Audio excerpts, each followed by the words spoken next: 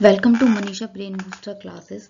UCC NET MCQ series first paper first की हम लोगों ने स्टार्ट की हुई है। तो सबसे पहले हम अपना फर्स्ट क्वेश्चन स्टार्ट करते हैं। What is the primary objective of teaching? जो टीचिंग है उसका प्राइमरी ऑब्जेक्टिव क्या होता है? Option A to impart knowledge, to enhance critical thinking, option C to develop skills, option D all the above. तो जो टीचिंग है उसका जो ऑब्जेक्टिव होता है प्राइमरी, वो तीनों ही ऑप्शंस हैं। इसका जो सही आंसर होगा वो क्या होगा? ऑल दी नेक्स्ट क्वेश्चन है what is the primary goal of a teacher? जो टीचर है उसका प्राइमरी की गोल क्या होना चाहिए? Option A to complete the curriculum, option B to motivate student, option C to evaluate student performance, option D to manage the classroom. जो teacher है syllabus को पूरा करना उसका गोल नहीं होगा। टू मोटिवेट स्टूडेंट्स को मोटिवेट करना ही उसका क्या है? एक प्राइमरी गोल होता है। नेक्स्ट क्वेश्चन है what is the purpose of Bloom taxonomy? जो आई थी उसका पर्पस क्या था? Option A to classify learning objective, option B to evaluate student performance, option C to develop critical thinking skills, option D to manage the classroom. तो इसका सही answer जो होगा वो होगा to classify the learning objective. Option A is right. Next question है what is the purpose of scaffolding in teaching? Option A to provide support and guidance to student, option B to challenge student, option C to evaluate student performance, to challenge student, option C to evaluate student performance, option D to manage the classroom.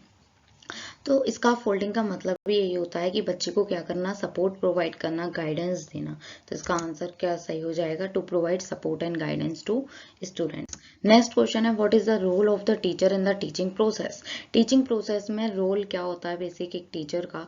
Option A to lecture and provide information, option B to facilitate learning and provide guidance, option C to test student knowledge, option D to maintain discipline in the classroom. तो इसका answer सही क्या होगा? To facilitate learning and provide guidance. तो जो एक teaching process होती है उसमें जो टीचर का रोल होता है वो यही होता है कि बच्चे को क्या करना? लर्निंग एंड प्रोवाइड गाइडेंस को क्या करना? प्रोवाइड करना।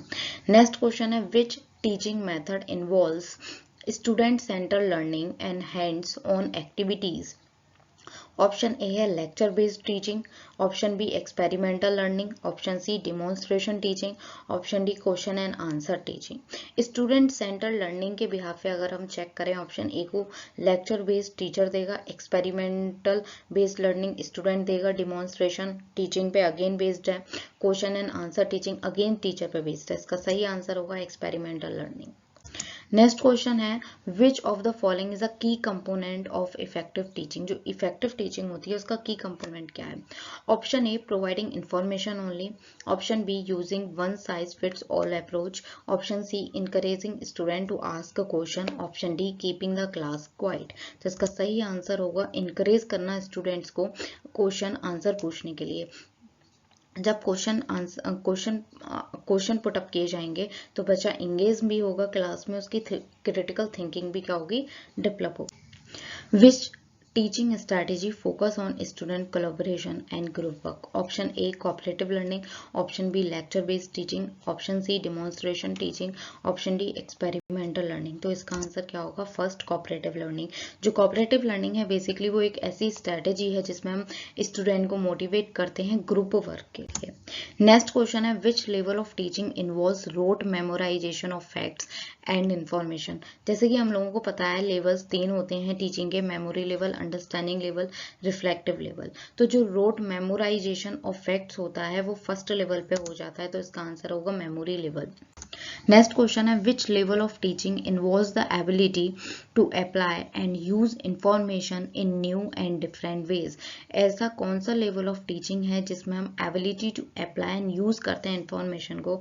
वह है second option, that is understanding level. Next question है which level of teaching involves the ability to analyse and critically evaluate information? Option A memory level, option B understanding level, option C reflective level, option D none of the above. तो जो critical evaluate information करते हैं वो हम करते हैं reflective level में, तो इसका करेक्ट आंसर होगा option C, that is. Next question है, which of the following is a characteristic of effective teaching? Option A, providing student with answer rather than guiding them thoroughly problem solving. Option B, focus solely on content delivery. Option C, creating a positive and engaging learning environment. Option D, using punishment as a primary motivator for learning. Option C is right, creating a positive and engaging learning environment. Next question है, which of the following is a characteristic of effective teachers? Effective teachers के लिए कौन सा characteristic है? पहला, being rigid and flexible teacher होना effective teacher होता है? No. Option B, avoiding student feedback and input, ये तो बिल्कुल भी नहीं होगा. Option C, being knowledgeable about their subject area and teaching method.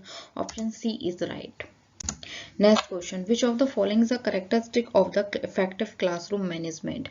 Effective classroom management के लिए कौन सा characteristic होना जरूरी है? Being overly strict and authoritarian. Option B, allowing student to behave however they want. No. Option C, setting clear expectation and boundaries for behavior. Right. Option D, none of. तो कौन सा सही होगा? C option, setting clear expectation and boundaries for behavior. Next question है, which of the following is a characteristic of differentiated instruction? Option A, providing all student with the same learning experience and activities.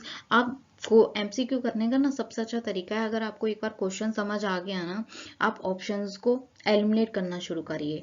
वो बात कर रहा है characteristic of differentiated instruction की, और यहाँ पे बात हो रही है सेम लर्निंग की, तो ए ऑप्शन तो ऑटोमेटिकली रॉन्ग हो जाता है. बी ऑप्शन चेक करते हैं, tailoring instruction to meet the needs of individual student. Right. Option C है, फोकस सोली, यहाँ पे भी बात कर रहा है अकेले की ऑन कंटेंट डिलीवरी. रॉन्ग. तो इसका आंसर क्या होगा? बी ऑप्शन राइट हो जाएगा. नेक्स्ट क्वेश्चन है, which of the following is a characteristic of effective communication in teaching? सबसे पहला ऑप्शन है, using Jagran technical terms that student may not understand. Effective communication होगा अगर टीचर टेक्निकल टर्म्स को use करेगा, पढ़ाने में बिल्कुल नहीं होगा. ऑप्शन बी बोलता है, being unclear and ambiguous in communication. No. Option C है, using language examples that are relevant to student. Option कौन सा हो जाएगा? C, using language and examples that are relevant to student. Next question है, which of the following is a characteristic of active learning? Characteristic क्या होता है active learning का? Passive student role in learning, ये तो पहला ऑप्शन ही wrong हो गया.